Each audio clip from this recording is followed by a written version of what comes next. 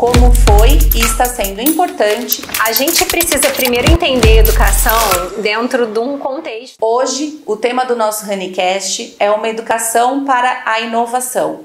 Como foi e está sendo importante inserir materiais digitais, letramento digital e educação midiática na pauta.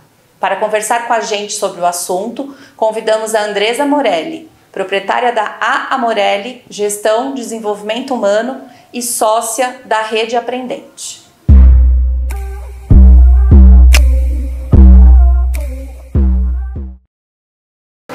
Aqui no Ranieri a gente escolheu o material didático do Geek One, você com certeza conhece, como nosso material didático para os anos iniciais. A gente começou a usar esse ano e a gente já usava para os anos finais e também para o ensino médio, porque a gente acredita numa cultura digital como sendo algo fundamental para os estudantes utilizarem as tecnologias e digitais de forma crítica e ética.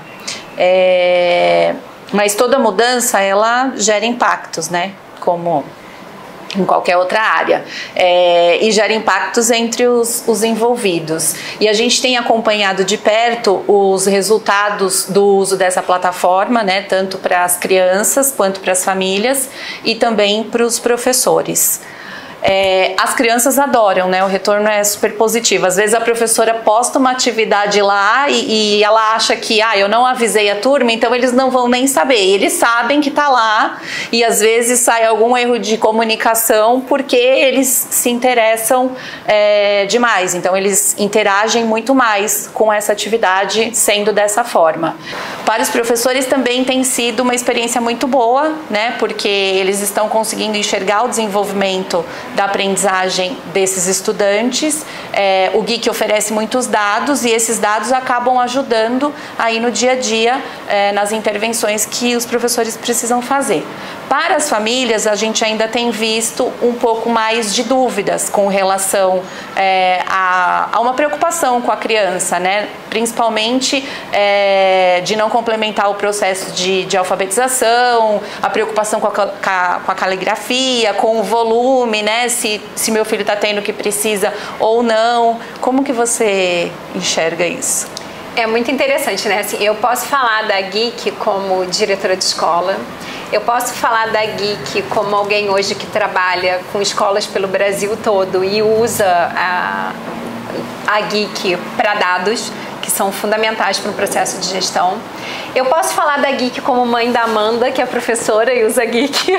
Legal. Eu posso falar da Geek como mãe do Pedro e da Gabriela, que são estudantes e usam Geek. Então eu tenho uma visão muito ampla. Assim. Eu acho que a Geek, ela é hoje a solução que eu vejo para a educação, Janaína. Assim, tanto que as escolas que eu trabalho, se elas não usam, elas passam a usar. Sim. Porque vamos pensar assim, ó. O que tem no mercado hoje não é o melhor. existe outra coisa, não existe. Tipo, que livro, apostila, tu vai lá. É assim, tipo, uma apostila. A Geek atualizou no mesmo mês a guerra da Ucrânia, no material. Aonde você consegue isso numa apostila? Não sei, assim, a compreensão de uma linha editorial, a linha editorial, ela tem uma complexidade muito grande. Então, eu já trabalhei dentro de editora, eu acompanhei isso. Então, você faz um material de educação infantil, fundamental anos iniciais, fundamental anos finais e médio. Para você atualizar aquele material de educação infantil de novo... Só para outro ano, pelo menos. Não, né? Você demora pelo menos 4 anos, porque você vai fazer todo aquele percurso novamente e um investimento financeiro absurdo para você fazer isso. Sim. No material digital, você consegue fazer isso quase que imediatamente, porque você não tem que imprimir o livro de novo. E as crianças reclamam, antigamente com as apostilas, eles reclamavam, mas eu tô aprendendo isso já faz 5 anos que isso já aconteceu. Exatamente. Então, assim, eu tenho a Amanda esse ano me contou uma ótima, ela dá aula de língua portuguesa para o 8º ano. Ela trabalha em 2 escolas, as 2 escolas utilizam Geek. Aí, quando ela fez uma avaliação diagnóstica, tô contando para as famílias o lado da escola, o lado do professor, porque escola é todo mundo, né, gente? Vocês que são família são escola também, né? Tô falando do lado do professor. Eu, professor, cheguei aqui no começo do ano, até com toda a defasagem que a gente entende da pandemia, e fiz o que a gente chama de avaliação diagnóstica. O que é avaliação diagnóstica? A gente pegou todas as crianças e entendeu como é que estava o processo de aprendizagem daquela criança.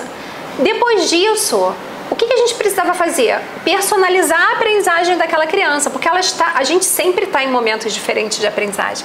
Mesmo adulto, fazendo um MBA, a gente está em processos diferentes de aprendizagem. Quando a Amanda fez isso, ela falou, meu Deus, tem matéria do 4º ano que essas crianças não sabem, elas estão no 8º. Do 6º e do 7º, certeza que tinha por conta da pandemia. Ela foi com o login dela, pegou matéria do 4º ano, matéria do 6º, matéria do 7º e refez tudo que ela tinha que trabalhar com o 8º ano.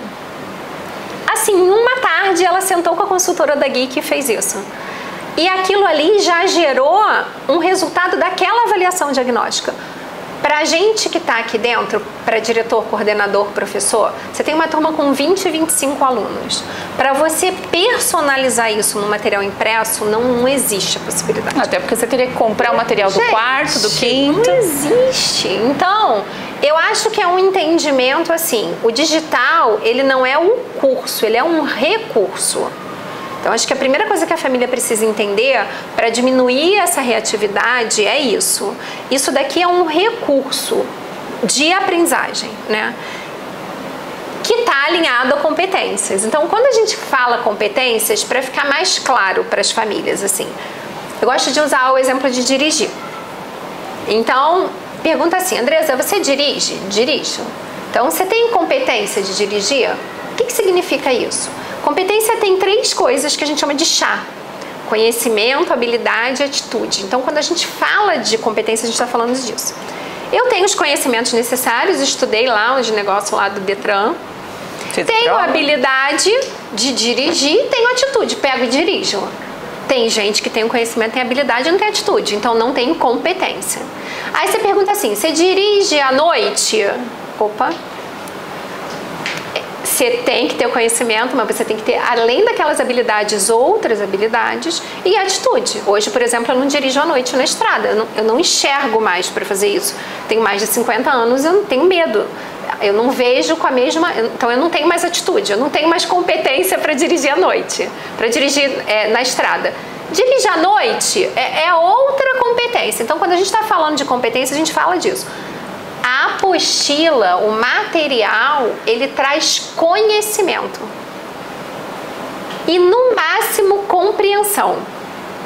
Para o seu filho aplicar, só fazendo o exercício não garante o processo de aprendizagem. Antes a gente via a imagem parada no nosso livro. Ah, muralhas da China. A gente olhava aquela foto das muralhas da China, não tinha a menor ideia do que... Hoje você clica no link, você vê a muralha da China ao vivo no Google, com as pessoas andando na muralha da China. Isso é um material digital. Então, vamos entender o que a gente está querendo dizer com isso. Então, eu acho que a primeira coisa para essas famílias é dizer assim, abre o coração. Abre o coração, senta lá e faz de coração aberto, querendo entender a aprendizagem que está por trás do material. E as famílias? Como que a gente pode contribuir, abraçar melhor essas dúvidas e preocupações e convidá-las para fazer parte aí desse processo inovador? A família, assim, tem algo que a gente precisa entender, assim, a escola, ela não é a escola que era na nossa época. Não é. Mudou, né? Tudo mudou, a escola muda também, o espaço escolar mudou, né?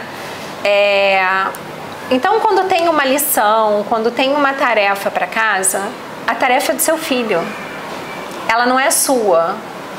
Eu lembro que a minha mãe, eu sou filha única, né?